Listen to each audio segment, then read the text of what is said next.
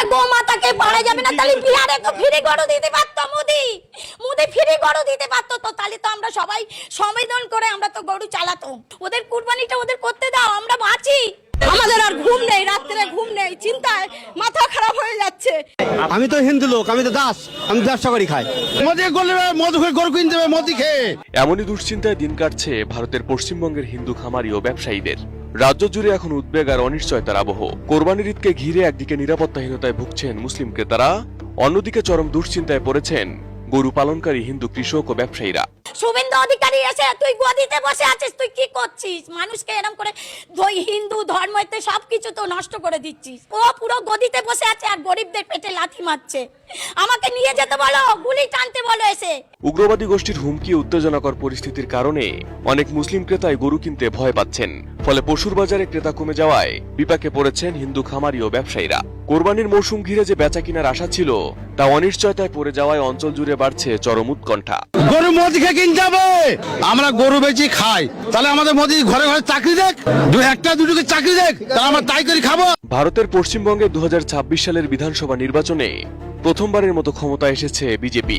এর মধ্য দিয়ে কেন্দ্র ও রাজ্যে একই দলের ডাবল ইঞ্জিন সরকার গঠিত হয়েছে। তবে রাজ্য জুড়ে বিজেপির এই উত্থানের পর থেকেই মাথাচাড়া দিয়ে উঠেছে উগ্র হিন্দুত্ববাদী গোষ্ঠীগুলো। গোহত্যা বন্ধের দাবিতে বিভিন্ন এলাকায় গরু জবাই ও পশু পরিবহনে বাধা দেওয়ার অভিযোগ উঠছে তাদের বিরুদ্ধে। অনেক স্থানে গরু ব্যবসায়ীদের ঘিরে ধরে মারধর, হয়রানি এবং পুলিশের সোপর্দ করার ঘটনাও সামনে আসছে।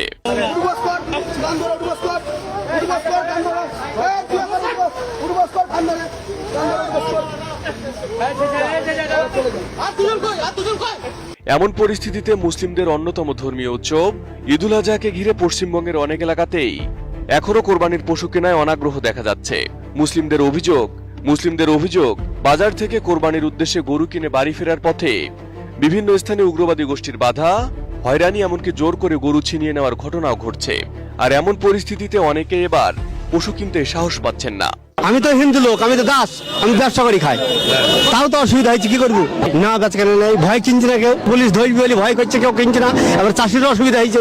এদিকের প্রভাব সরাসরি পড়ছে হিন্দু গরু ব্যবসায়ী ও খামারিদের ওপর, কারণ তাদের বছরের বড় একটি আয় আসে কোরবানির মৌসুমকে ঘিরে। ঋণ নিয়ে গরু পালন করে মুসলিম ক্রেতাদের কাছে বিক্রির আশায় থাকেন তারা। তবে এবার এখন পর্যন্ত গরু বিক্রি না করতে পারায় বড় লোকসানের আশঙ্কা করছেন খামারিরা। আমার 5 লাখ টাকা লোন নেওয়া, সব মহিলারা এসছে আমার বাড়িতে, এসে বলছে লোন শোধ করো। আমি কি করে করব? চলো আমার বাড়িতে কি অবস্থা, আমি কি করব আমি ভেবে পাচ্ছি না। কোরবানির ঈদে খামারিরা আর্থিকভাবে যেমন লাভবান হন, তেমনি মুসলিমরাও ধর্মীয় বিধান অনুযায়ী পশু কোরবানি করতে পারেন। তবে রাজ্যে বিজেপি ক্ষমতায় আসার পর তৈরি হওয়া উত্তেজনাপূর্ণ পরিস্থিতিতে এবার কোরবানির বাজার নিয়ে দেখা দিয়েছে বড় ধরনের অনিশ্চয়তা।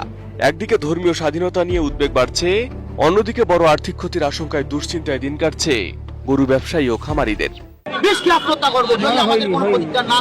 আমরা কোথায় যাবো? আমরা তো গরিব, আমাদের তো কোনো অর্থ সম্মান নেই, জমি জায়গা নেই যে বেঁচে আমরা উঠবো।